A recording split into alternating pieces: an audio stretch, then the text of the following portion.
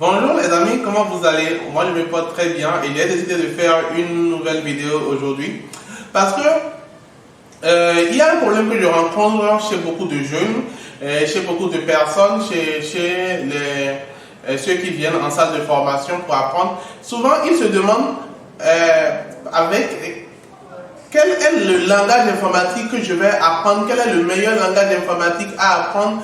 Est-ce que je vais apprendre Java? J'ai entendu parler de JavaScript, et j'ai entendu parler de Django et tout ça, ils mélangent tout et puis ils ne savent pas par où débuter. Surtout la question, je répète la question, quel est le meilleur langage informatique à apprendre en 2021? Moi, c'est une question, franchement, moi je ne comprends pas. Je ne comprends pas cette question-là.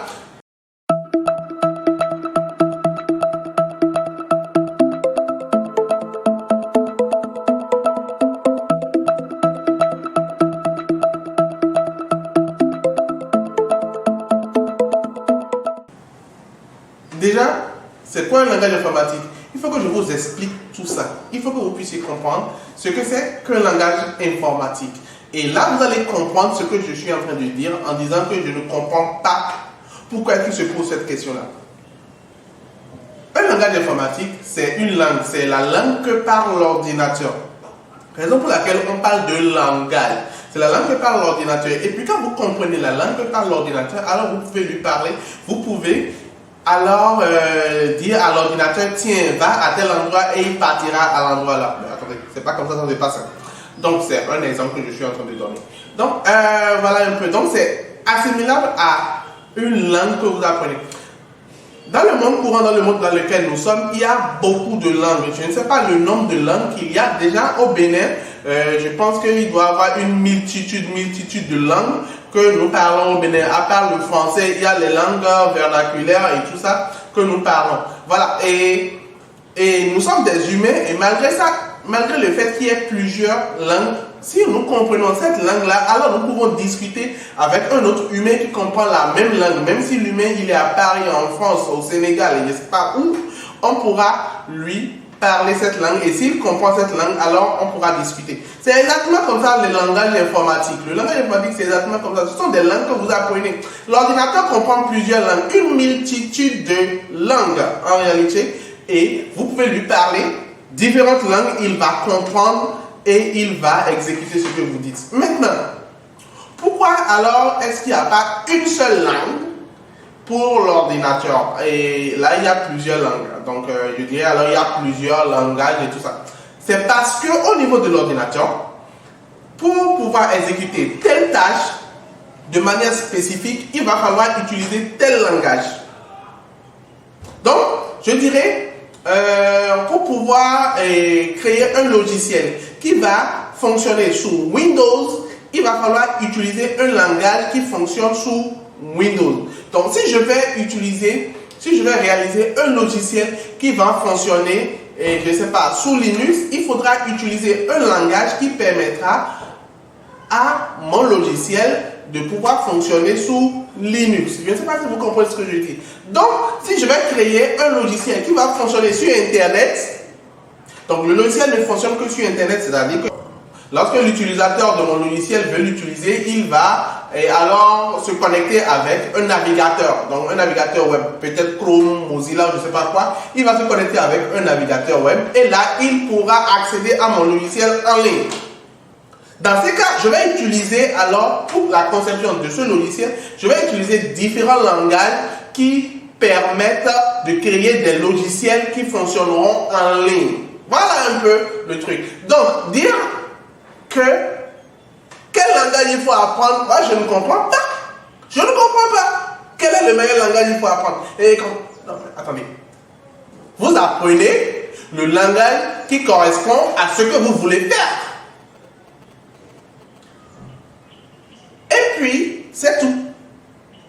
Vous voulez créer un site internet, vous voulez le faire vous-même, ben voilà, vous apprenez le langage PHP, vous apprenez le JavaScript, vous apprenez le CSS, le HTML, voilà, tout ça, ce sont des langages qui fonctionnent pour le web.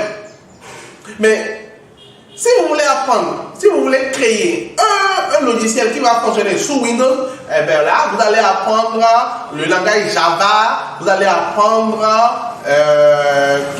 autres langages qui vous permettent de créer un logiciel qui fonctionne sous Windows. Donc ça dépend réellement de ce que vous voulez réaliser. Ça dépend de votre projet. Je me rappelle qu'en 2013, je m'étais lancé dans la réalisation d'un projet un peu fou. Franchement. Moi-même aujourd'hui, quand j'y pense, je disais que c'était un peu fou. Mais c'était très bien, ça a bien marché. Mais la réalisation de ce projet m'a fait comprendre beaucoup de choses. Je vais relancer ce projet sur cette chaîne et nous allons le réaliser.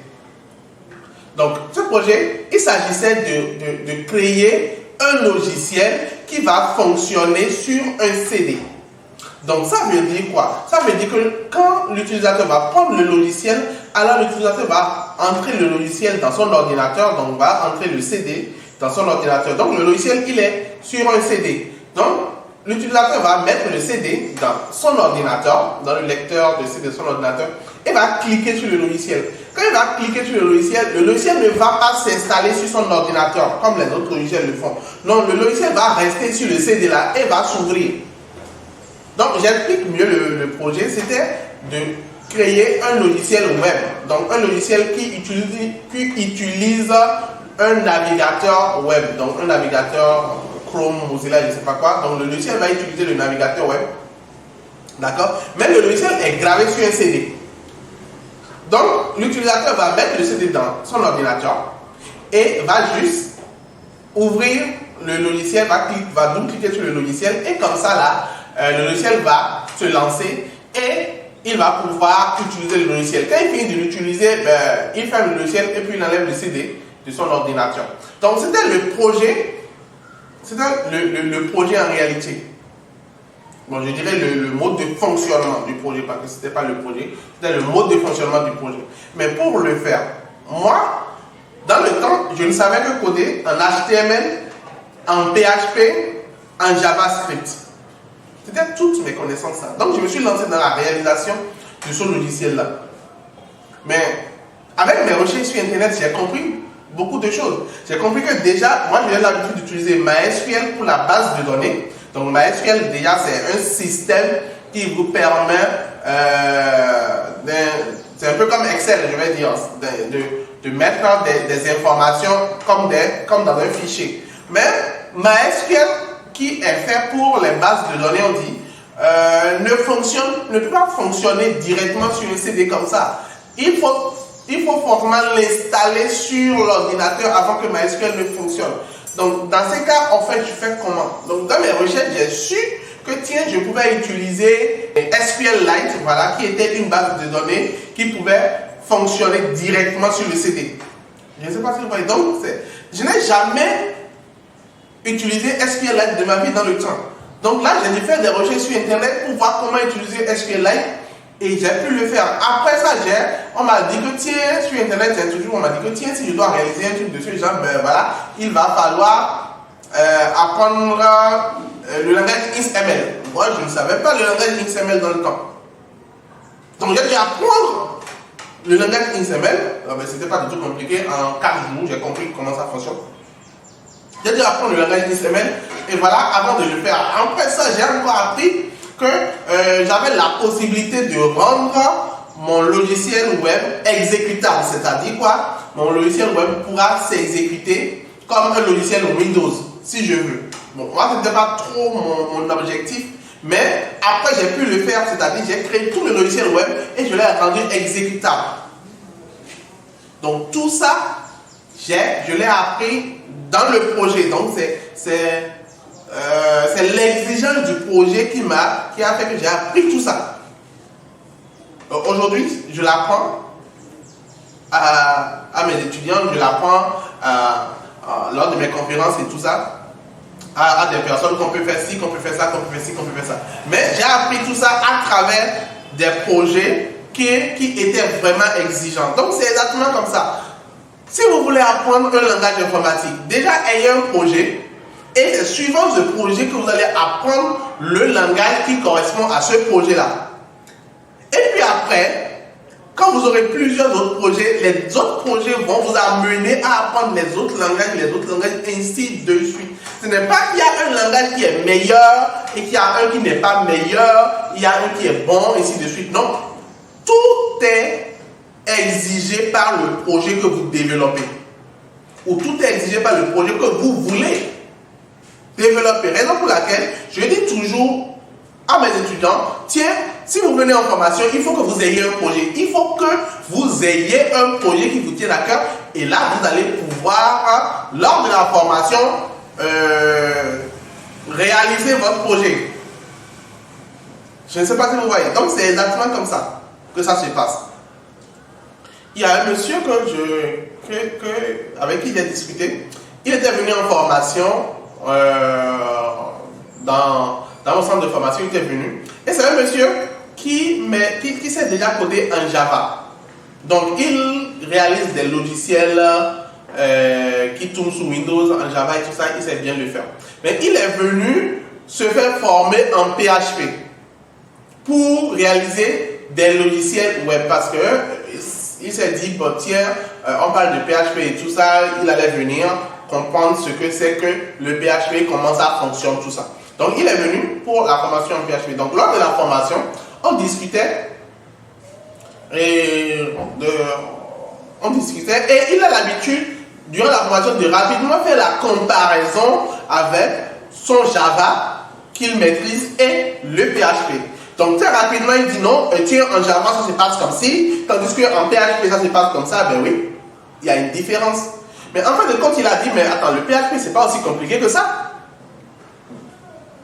Il trouvait le PHP très facile quand je le lui ai expliqué comment ça fonctionne. Après, je pense, après 4 à 5 séances de cours, il trouvait très facile le PHP. Pourquoi il trouvait très facile? Parce que il avait déjà l'habitude de programmer en Java. Et alors, c'était un autre langage pour lui. Donc, il avait déjà la notion de la programmation. Donc, ce n'est pas maintenant qu'on va lui apprendre la notion de la programmation. Il avait déjà ça. Donc, il trouvait alors le langage PHP très facile à utiliser. C'est exactement ça. Si vous mettez à apprendre un langage aujourd'hui, alors tous les autres langages seront très faciles pour vous à comprendre et à apprendre. Donc, ne vous dites pas, tiens, je vais commencer par telle chose, c'est tel langage qui est plus complet, c'est tel langage qui fait tout. Non, c'est pas un langage qui fait tout. L'informatique, en général, en informatique, en programmation, nous utilisons beaucoup de langages suivant ce que nous faisons. Alors là, ne vous inquiétez pas, si vous commencez aujourd'hui par apprendre le HTML tout simplement, demain, vous aurez besoin de faire des choses que le HTML ne pourra pas faire. Et sur ce point, vous allez apprendre un autre langage. Donc, peut-être le PHP. Et après, vous aurez besoin de faire des choses que le PHP ne pourra pas faire. Dans ces cas, vous allez apprendre peut-être le JavaScript. Après, vous aurez besoin de faire des choses que le JavaScript, franchement, ne peut pas faire. Alors, vous allez apprendre d'autres langages, le Java.